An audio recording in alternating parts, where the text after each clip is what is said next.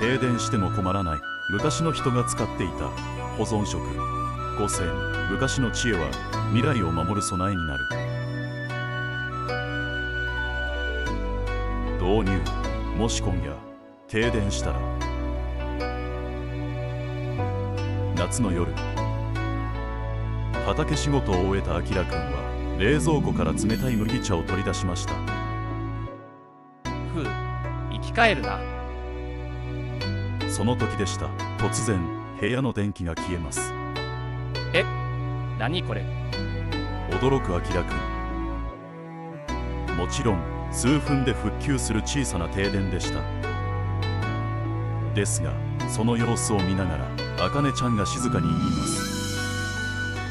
もしこの停電が数日間電気が戻らなかったらどうする？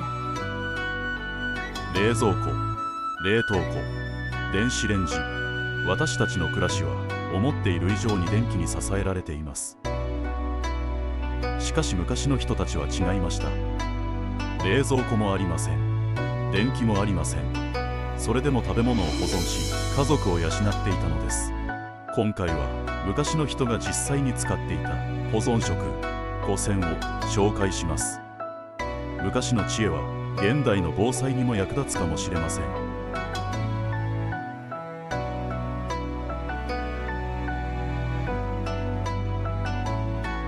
第1章、保存食1、梅干し。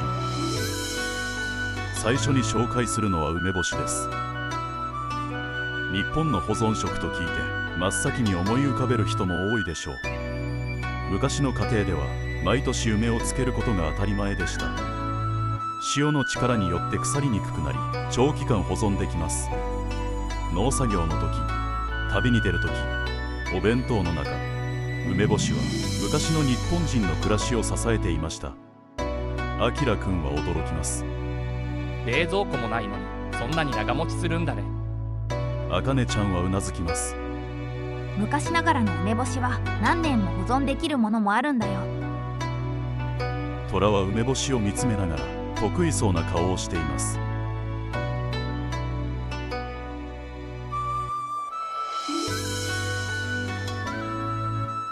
第2章、保存食に味噌。2つ目は味噌です。味噌は単なる調味料ではありません。保存食でもあります。発酵の力によって長期間保存できるのです。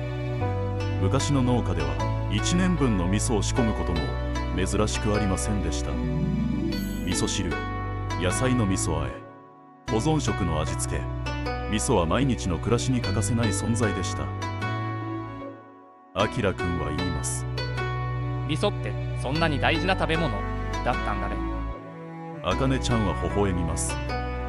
昔の人にとっては食卓を守る備えの一つだったんだと思う。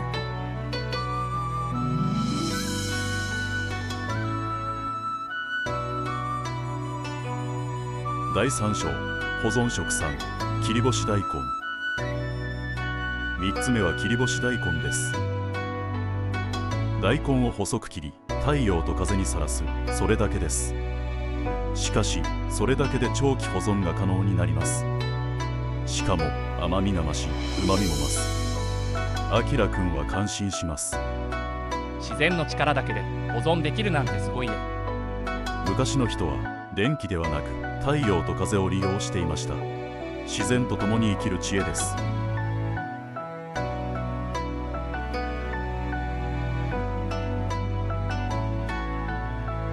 第4章、保存食4、干し柿。4つ目は干し柿です。秋になると日本の農村ではたくさんの柿が吊るされました。最初は渋い柿ですが時間をかけて干すことで甘くおいしい保存食へ変わります。保存できるだけではありません。昔の人にとっては貴重なおやつでもありました。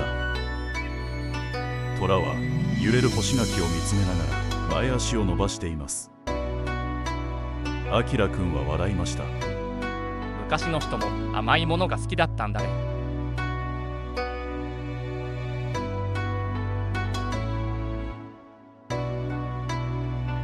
第5章、保存食5、漬物。最後は漬物です。たくあん、ぬか漬け、しば漬け、日本各地にはさまざまな漬物文化があります。野菜がたくさん取れた時に漬けておけば冬になっても食べられる、保存できる、栄養も取れる、発酵も利用できる、まさに先人たちの知恵の結晶です。あかねちゃんは言いました。保存食って食べ物を残すためだけじゃないんだね。季節を未来へ運ぶ知恵なんだと思う。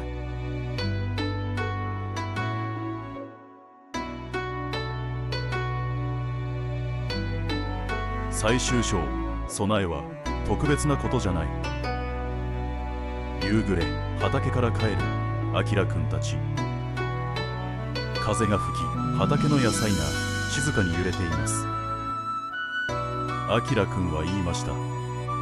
昔の人って特別な防災をしていたわけじゃないんだね。あかねちゃんはうなずきます。毎日の暮らしそのものが備えになっていたんだと思う。梅干し、味噌、切り干し大根、干し柿、漬物、どれも特別なものではありません。昔の人が当たり前のように続けてきた暮らしです。でもその知恵は停電の時も災害の時も私たちを助けてくれるかもしれません。便利な時代だからこそ昔の知恵を少し思い出してみる。それもまた未来への備えになるのではないでしょうか。虎は大きく伸びをして満足そうに目を細めました。昔の暮らしには未来を生きるヒントがまだたくさん残っているのかもしれません。